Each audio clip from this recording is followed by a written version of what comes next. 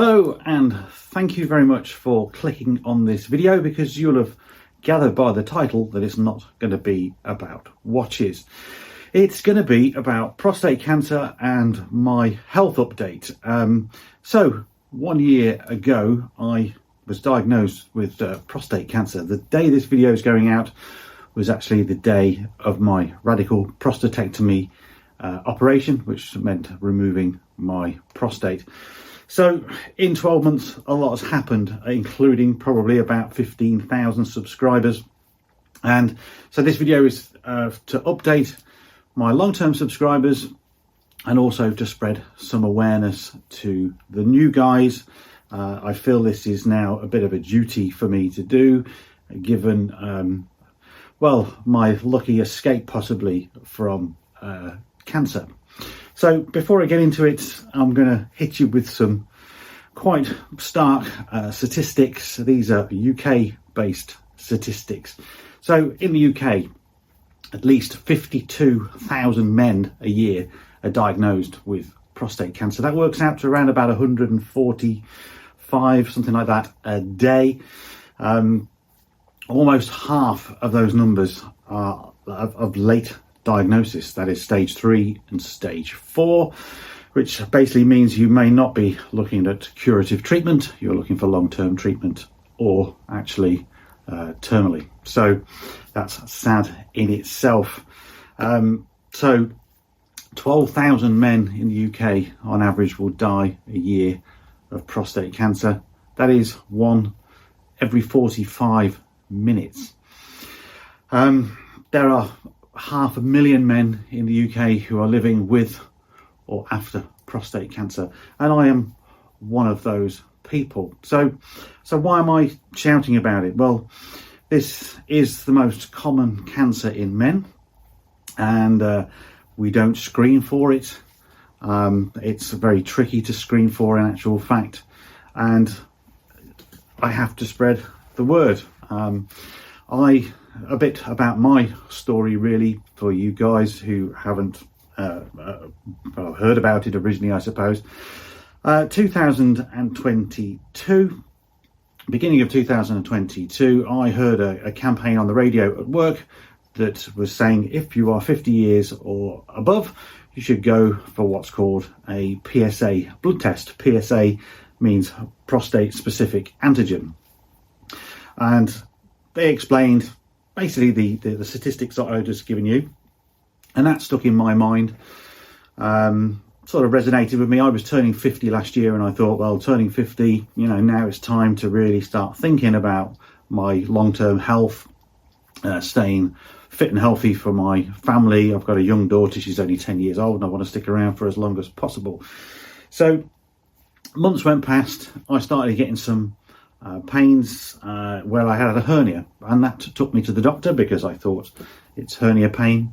Actually turned out to be a hernia, but while I was there I asked for the PSA blood test. I was asked why, and I said, well, I've heard this campaign and I'd rather be on the front foot rather than the back foot. I was asked if I had any symptoms, and I says, symptoms of what? I don't know what I'd have symptoms for, just trying to do the right thing. Can I have this blood test? So it was a bit of wrangling, but they agreed to do the PSA test. They also agreed to do the rectal examination with a finger on my prostate, which I think a lot of us men probably fear quite a lot. And it isn't very pleasant. And certainly when you go in shock and you feel your butt clench around a doctor's finger, that makes it feel even more weird. But look, it's one of those things that us guys have got to do. It's pretty much the same for the ladies. They have to do a lot more invasive things, don't they? Let's face it. So anyway, I had that blood test, carried on as normal, thinking I'd be okay. And then subsequently, I got the call to say my PSA was higher than they would like. It came back at 7.1. I think it should be somewhere around about 3. Asked what that meant, and they said, well, it needs further investigation. And so that just, well, it set off a lot of emotional stress. I instantly was convinced that I was going to die. I think that's where I go to. I think a lot of us men probably do to an extent. But I went for tests. I basically had an MRI I had a biopsy and I was told I had localized prostate cancer. That was prostate cancer inside my prostate that hadn't escaped yet, so it was still localized. It was classed as a Gleason 7. So Gleason is a score that they use, 6 being the least aggressive, and I think it's 9 or 10 being the most aggressive. So an analogy I was given only about 6 months ago, actually talking to a nurse, was that my cancer, if you looked at prostate cancer, the highest being a tiger, then I was a cat with 2 stripes. So I thought that was quite amusing, and it sort of puts it in perspective. So I was kind of lucky. I was offered different treatments, from having radioactive seeds put inside my prostate to disperse the cancer, radiation treatment, or surgery. I was pushed, I won't say pushed, that's not the right word. I was suggested that surgery would be the right path for me, because I was at that point still only 49 years old, and the prognosis would be good for me, plus having radiation and stuff at my age, because they anticipate me living a lot longer, that could actually give me a secondary cancer later down the line, whether that be bladder cancer or bowel cancer from the radiation. I think it raised by 1%. It's something negligible, but enough for me to think I don't really want to take my chances. I also saw having a operation as a quicker way out of the doom and gloom that I was in, because it sent me into terrible anxiety. I think if any of you guys have had a cancer diagnosis, or a diagnosis of anything serious of your own, you'll probably sympathise. It really does make the gears work over time, thinking of all possible scenarios. And for me, having a young family as well, that was quite stressful. But then, once I'd got a treatment plan and a direction, I basically owned it after that. So things moved on. So as the day goes out, this video goes out, it'll be August the 4th, 2023. As you're watching this on the day, I will probably be at home drinking a glass of champagne, because that is my anniversary of the operation. And why would I be celebrating that? Well, I'm celebrating that because basically it's 1 year cancer free. My update for those who are still watching at this point is that I'm doing very, very well. If you may have seen the original video that I took, which was only a few months after my operation, and letting you all know and trying to spread awareness. This year's been, well, it's been amazing, really. I can't say that cancer has changed my life, but in some ways it has. I'm not as stressed as I used to be, or I don't worry about things like I used to worry about them, which is a bit of a blessing. But I've also tried to own this disease. I've supported Prostate Cancer UK. This was a charity that really helped me make sense of my diagnosis, and also helped me mentally, as well as supplying me all manner of items that I'd need for my operation and the recovery afterwards, because basically you know where your prostate is, fellas, and when they remove it, it leaves you with quite a lot of side effects. So the first one is you're basically incontinent. So I had to learn how to control my pee again, and fortunately for me, I've regained 95% of my continence, and that's quite indignant. It's a difficult thing to deal with, knowing that you don't really have a lot of control with stuff down there, and if you have a few beers, for instance, then that just makes it all a little bit more risky, certainly through the night. But these are the things you got to deal with. I also lost some nerves that control my erections, for want of that's what they're called, aren't they? It's a difficult thing to discuss really on camera, but you have nerves around your prostate that control that, and my cancer diagnosis was what they call T3A, so that meant that the cancer was sort of still within the capsule, but it was trying to get out, or it was in an area that it didn't like. So I had to sacrifice half of my nerves as a precaution to get the clear margins. You want clear margins when you have an operation. So I went into that knowing that that was going to happen, and basically I would lose that function, with a possibility of regaining it later down the line. But I'm sorry to sort of say that at 12 months, there's not much progress in that at all. There is medication that I'm actually going to see doctors for next week to try and push that along a bit more. But yeah, that is the shocking reality of prostate cancer. And I got away with it quite easy in some respects. From having the operation to going back to work full time for me was only 6 weeks. To regain most of my continence was probably about 6 to 8 months, I would say. So it's been a long journey.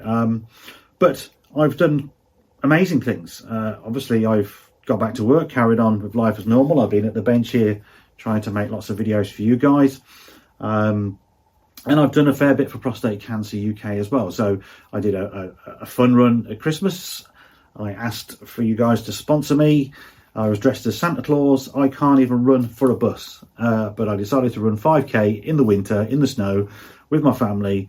And I was determined to do it. And I did it. And with your generosity, I raised £2,220 or thereabouts, which was absolutely phenomenal. I felt really, really happy to give back to a charity that had helped me so much in, some of my darkest days.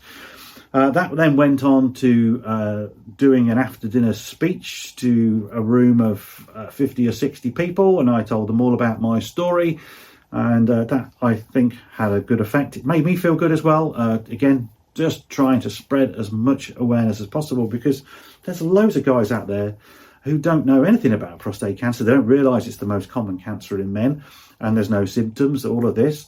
And my circle of friends and my wider circle now, like you, the audience who are watching, maybe hearing some of this for the first time, and that will stick in your mind, I hope, and make you think about your own health, certainly with this disease.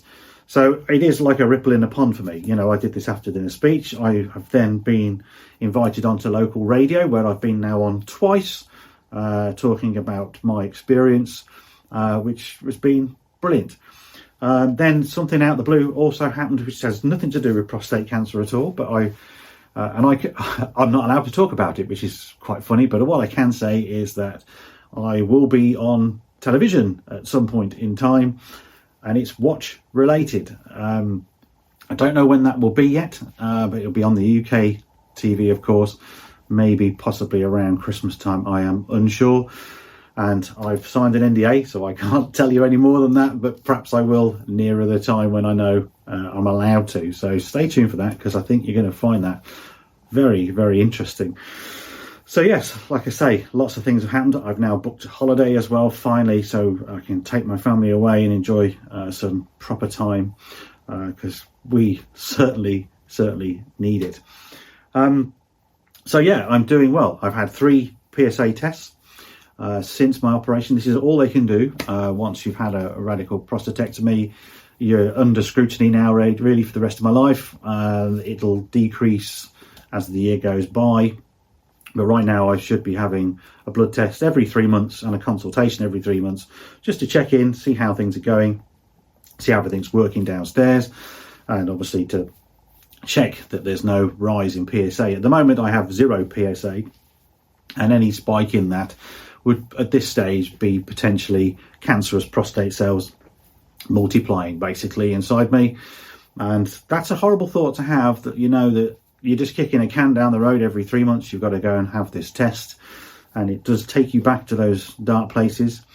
But I've come out of it stronger, and I've just had my latest one only last week. And apart from a little bit of anxiety when you have the blood test and you're going to get the results in a couple of days' time, I've kind of just thinking, well, so far it's been fine. And if everything's been fine so far, why is it going to change? But then there's the devil on the other shoulder saying, well, cancer's slow growing, it's the first 12 months is nothing, it could come back in 7 years. So I have always got to fight these 2 demons. But at the moment, I'm certainly staying on the positive side, because that's the right side to be on, isn't it? Let's just live life to the full, and I think I'm fortunate enough to have dodged a bullet. So lastly, really, is just a bit more awareness. If you are over 50 or 50 years old and over, then go have yourself a prostate examination, and also have a PSA test first, if they'll let you. In the UK, they cannot deny you this blood test. The doctor might ask you questions as to why you want it. Have you got any symptoms? And I think you should just recite things that I'm going to say, because they will quiz you. Some GPs seem to be of this mind that, oh, you're too young. I am statistically very, very young to have prostate cancer, but I had it. And, I listened to a radio campaign. It wasn't my doctor ringing me up saying you need to have this test. And I don't think they would have given it me until I was possibly in the 70s. And by that point in time, well, it would have been far, far too late for me. So go get yourself checked. If you go and you have a good number, a good reading, that's great, because that is then on your records. But you've got to keep it up, chaps. You've got to go, once every 2 or 3 years when you're certainly younger. But as you're aging, maybe you're in your mid 60s or 70s out there and you're watching this, then you should be doing this pretty much on a yearly basis. And then that way, if there's any rise in PSA, now don't get me wrong, a PSA test, I should have said this at the start really, a high reading of PSA does not mean you've got cancer. There isn't a screening for direct cancer. All the PSA is telling you is that your prostate is putting out more of this antigen into your bloodstream, and that could be from vigorous exercise. It could be from an infection. You could have what's called prostatitis. You could have an enlarged prostate. Many men, as we age, our prostates enlarge. So it's not a given, but it's a score that has to be looked at. So if you've got that on your medical records, it's nice and low and it stays low, fantastic, you're doing the right thing. Because catch this disease early and you've got a very good chance of full recovery, other than possibly the side effects I've got, but that doesn't apply to everybody. And you get to live your life in the full. Leave it, ignore it, or wait for symptoms to happen. See, this is the thing. I had no symptoms. I keep saying this. Symptoms are anything prostate related, really.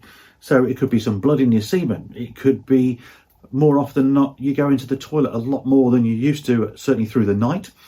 You might have restrictive flow, things like that. They're all prostate related.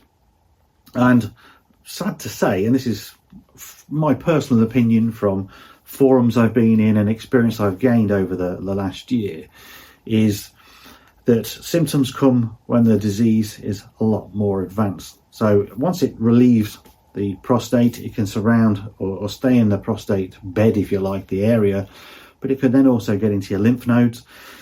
It also goes into your bones. And so, aches and pains, all that sort of stuff. Pay attention to your bodies, chaps.